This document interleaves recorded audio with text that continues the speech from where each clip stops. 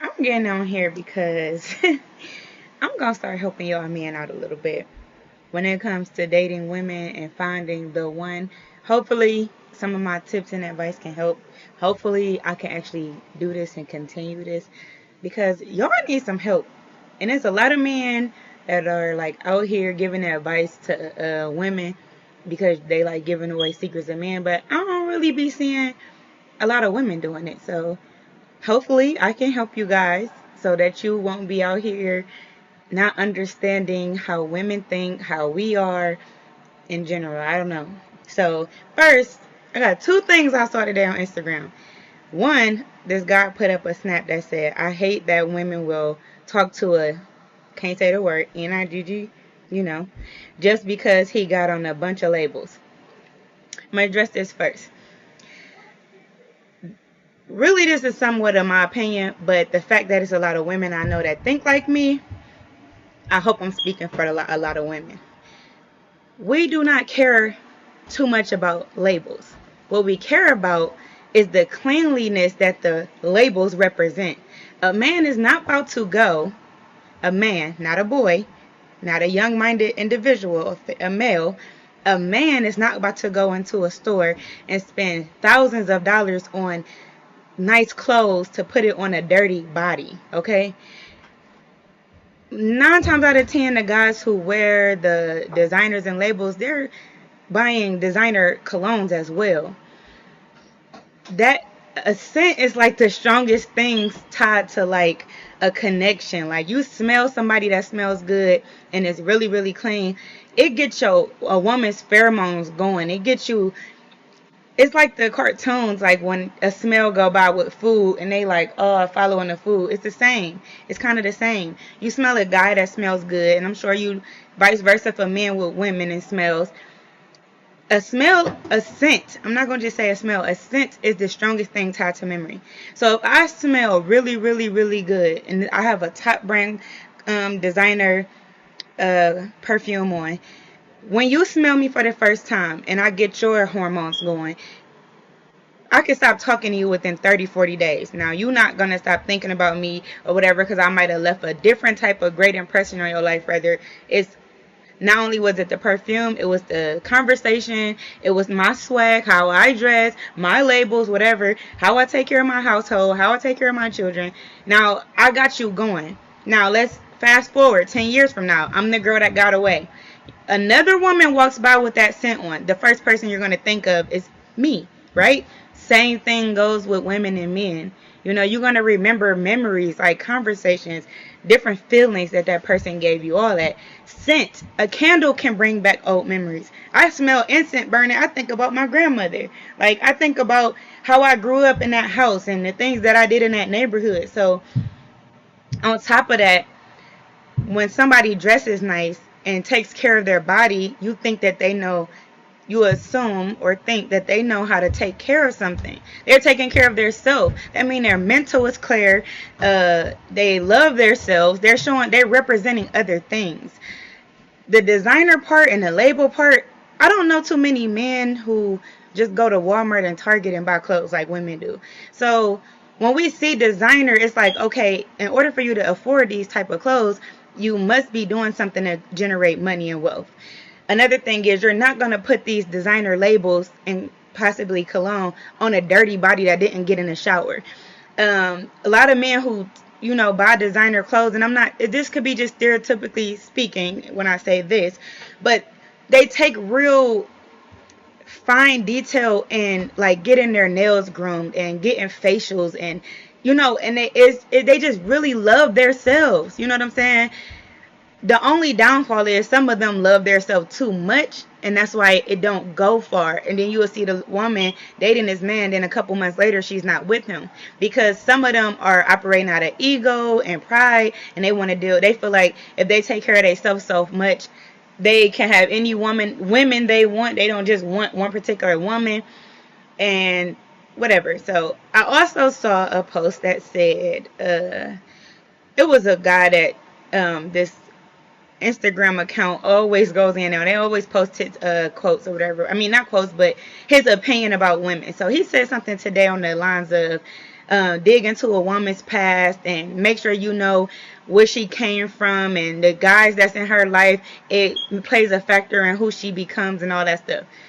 To a very small degree, I will agree with him, because your father, your grandfather, your brothers, and all that do have play an effect on you. But most women, not girls, not females who think like kids, women that takes care of themselves and takes care of their mind and stuff, yeah, the conditioning of what we think our grandfathers and fathers and brothers and cousins are, we idolize them to a certain extent until we see them doing other women wrong.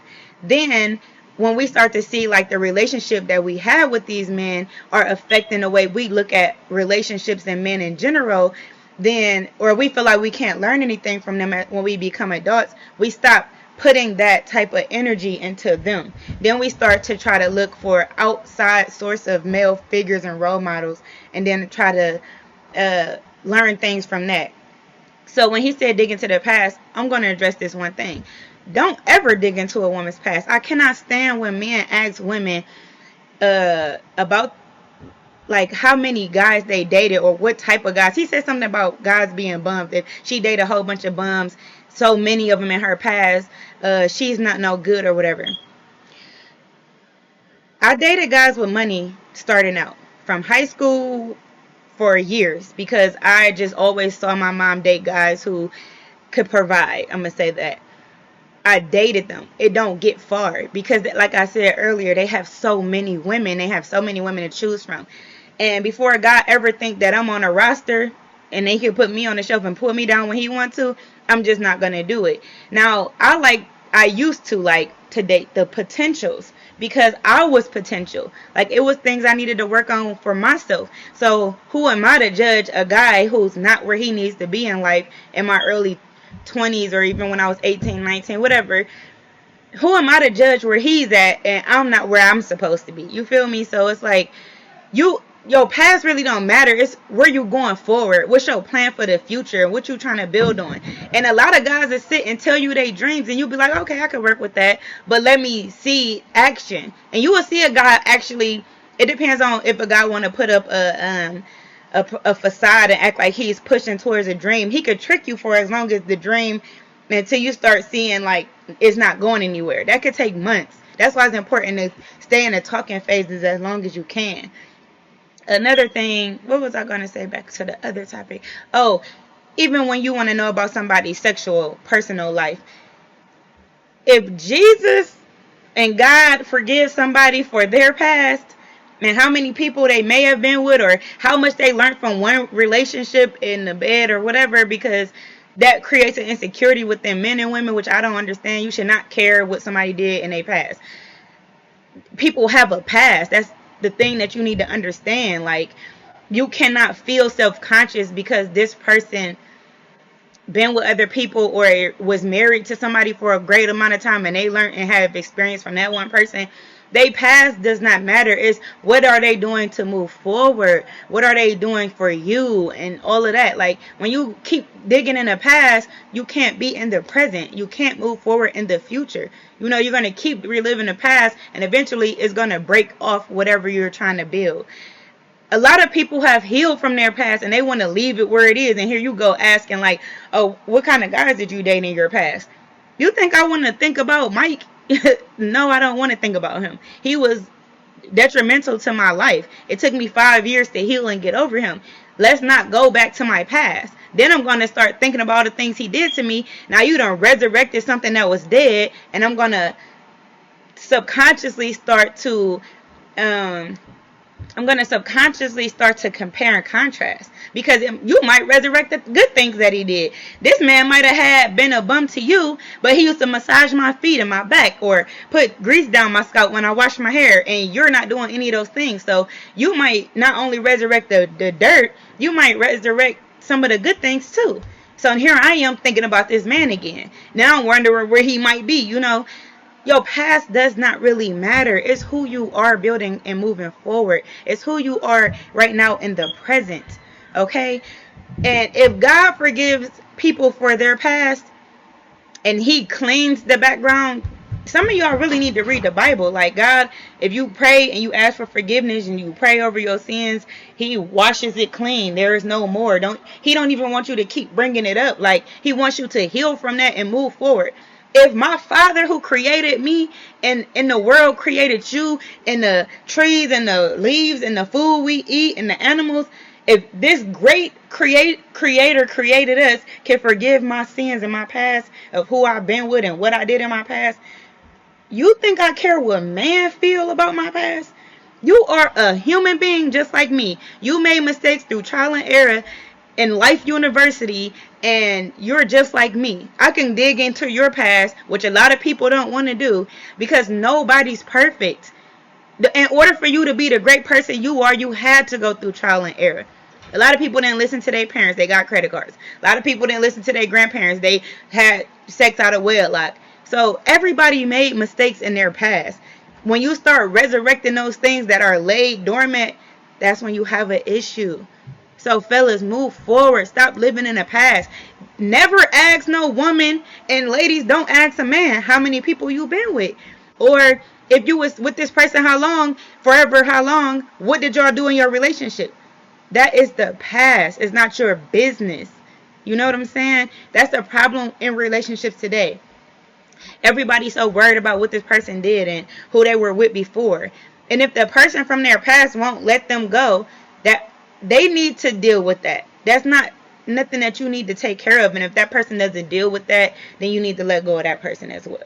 Like, if she's still talking about the person she was with before she met you, you probably need to let her go and heal. You know what I'm saying? She's not done healing. And one thing I've learned is as long as a woman was with that person, so if she was with somebody for like 5 to 10 years, typically that's how long it's going to take her to heal from that. Because she did 5 to 10 years of it. Just like when men go to prison, you hear about them talk about it for years and years and years because it was a great milestone in their life. Not great as in a good thing, but it was a great amount of time that they spent there. So a great amount of chunk out of that timeline of their life, they were in prison. They're going to keep telling you about prison stories unless somebody just really have wisdom and knowledge in themselves, and they be like, I don't even want to keep reliving the past. You know what I'm saying? They need to heal from that. They need to heal that they were taken away from their family and off the streets and stuff like that. But just don't ask people about their past. Let them kind of tell you if they want to tell you. If that's important to you and that person is verbal and they telling you about their past, then y'all talk about that. You know what I'm saying? But those type of things, some things are just very traumatic to keep reliving. You know what I don't want to relive the fact somebody keep asking me about when my best friend died in front of me. I don't want to keep seeing that visual thing that happened that day. It still hurts to this day. Like, but sometimes I go years without thinking about it. I was 7 years old. I don't think about it. But if I guess if something similar happened right then and there in front of me, I would probably go back to that memory. But I don't really think about it unless somebody bring it up, like that knew me and was there that day or knew about it and bring it up. You got to stop living in the past. God is renewing us and rebirthing us every single day. Everybody is growing every single day. So we just need to learn how to move forward. And I pray that this video helped somebody out there. If you want to know something else relationship wise, drop a comment below and let me know, and I'll make a video and touch on it. If it's a question you have, and if you don't want to ask it in the comments, you know, you can always follow me on IG at AdoreMoreBri, AdoreAmorBri. DM me the question and I'll still make a video about it. So I just wanted to pop on here and address those two things.